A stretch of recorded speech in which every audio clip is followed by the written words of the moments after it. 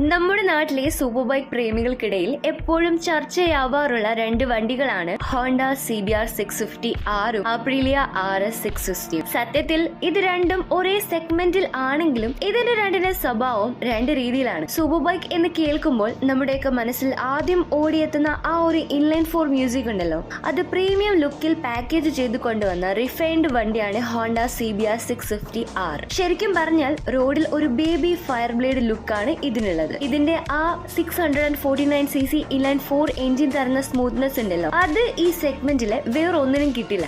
ഏകദേശം 93 HP പവറുള്ള ഈ വണ്ടി 0 to 100 ആക്സിലറേഷൻ 4 സെക്കൻഡിൽ റീച്ച് ചെയ്യും. ആക്സിലറേറ്റർ കൊടുത്തു തുടങ്ങുമ്പോൾ ആ എഞ്ചിനോട് പതുക്കെ മാറി ഒരു നിലവിളി പോലെയാകുന്നത് കേൾക്കാൻ തന്നെ എന്ത് നല്ല രസമാണെന്നോ.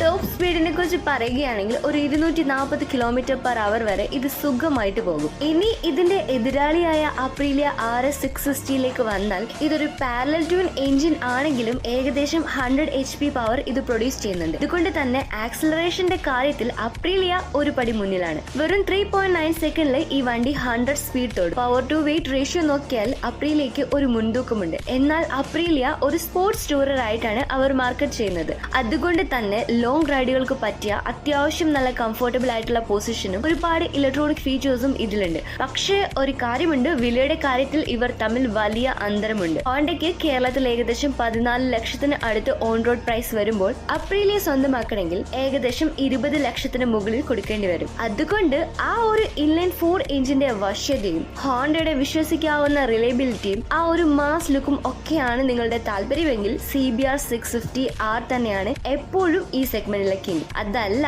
കാശ് എത്രയായാലും ലേറ്റസ്റ്റ് ടെക്നോളജിയും പവർഫുൾ ആക്സിലറേഷനും വേണമെന്നുണ്ടെങ്കിൽ അപ്രീലിയ നോക്കാം. ഇത് നിങ്ങളുടെ പേഴ്സണൽ ഫേവറേറ്റ് ഏതാണ്? എന്റെ favourite one Honda CBR 650 R ആണ്.